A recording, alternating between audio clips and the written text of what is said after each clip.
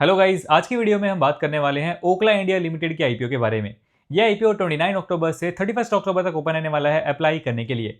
तो इस वीडियो में हम सबसे पहले इससे ग्रे मार्केट प्रीमियम की बात करेंगे, जिससे हमें थोड़ा बहुत इसके लिस्टिंग इनका अंदाजा लग जाएगा। उसके बाद कंपनी की आईपीओ की डिटेल्स, कंपनी क्या बिजनेस करती है, इस इंडस्ट्री में क्या फ्यूचर है, कंपनी के की फाइनेंशियल्स एंड फंडामेंटल्स को डिटेल में समझेंगे और मेरा क्या ओपिनियन रहने वाला है, अप्लाई करना चाहिए नहीं, लास्ट में इसकी बात करेंगे, इसलिए वीडियो को पूरा देखिएगा। नाउ सबसे पहले अगर हम इससे ग्रे मार्केट प्रीमियम की बात करें, इसका करंट जीएमपी यहाँ पे 87 के अराउंड चल रहा है, यानी हमें इसमें करीब 11% का एस्टिमेटेड लिस्टिंग गेन देखने को मिल सकता है। यानी पर लॉट के हिसाब से बात करें तो करीब 1700 रुपए तक का फायदा देखने को मिल सकता है अंदाजन।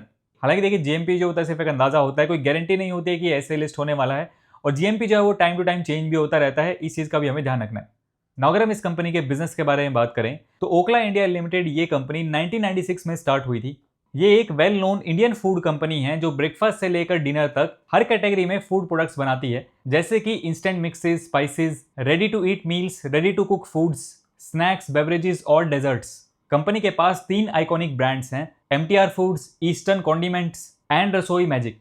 ये प्रोडक्ट्स इंडिया के ऑलमोस्ट हर रीजन में बिकते हैं, लेकिन कर्नाटका, केरला, तेलंगाना और आंध्र प्रदेश जैसे साउथ इंडियन मार्केट में कंपनी की प्रेजेंस काफी स्ट्रांग है। साथ ही कंपनी अपने प्रोडक्ट्स 42 कंट्रीज में एक्सपोर्ट भी करती है, including GCC countries, US and Canada.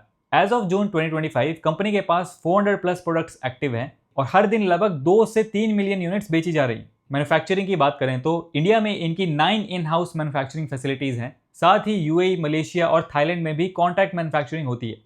चलिए अब हम क्विकली इस आईपीओ की डिटेल्स की बात कर लेते हैं। इस आईपीओ का प्राइस बैंड यहाँ पे 695 से 730 रुपीज पर शेयर का रखा गया है। टोटल इशू साइज यहाँ पे होने वाला है करीब 1667 करोड़ रुपए का, और ये पूरा का पूरा यहाँ पे ऑफर फॉर सेल रखा गया है। और कंपनी की प्रमोटर होल्डिंग की बात करें तो वो इशू से पहले यहाँ पे 90% के आसपास है, जो कि इशू के बाद 75% के आसपास यहाँ पे रह जाएगी। फेस वैल्यू यहाँ पे रखी गई है 1 रुपीज पर शेयर। एक लॉट में यहाँ पे 20 शेयर्स रखे गए हैं, यानी आपको मिनिमम 14,600 रुपीज पे करने पड़ेंगे इस आईपीओ में अप्लाई करने के लिए। इस आईपीओ की जो टाइमलाइन होने वाली है उसको आप यहाँ पे स्क्रीन पे देख सकते हैं। 6 नवंबर को इस आईपीओ की लिस्टिंग होगी और आप 31 अक्टूबर शाम 5 बजे तक इस आईपीओ में अप्लाई कर सकते हैं। चलिए अब हम इसके फाइनेंशियल्स की बात कर लेते हैं। सबसे पहले अगर हम इसके एसेट्स देखें तो एसेट्स हमें यहाँ पे ठीक दिखाई दे रहे हैं। फाइनेंशियल 25 में कंपनी के एसेट्स थे यहाँ पे 3158 सीआर के आसपास।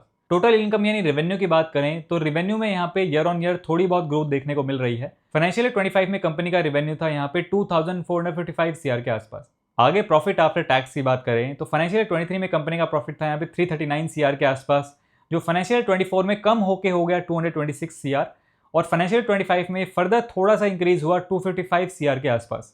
तो प्रॉफिट के अंदर कुछ खास ग्रोथ हमें यहाँ पे देखने को नहीं मिली है, उल्टा जो प्रॉफिट है वो यहाँ पे फाइनेंशियल 23 के मुकाबले थोड़ा सा कम ही हुआ है। उसके बाद एबिडा, नेटवर्थ एंड रिजर्व में सरप्लस यहाँ पे ठीक दिखाई दे रहे हैं। टोटल बोरोइंग की बात करें तो कंपनी यहाँ पे ऑलमोस्ट डेट फ्री है।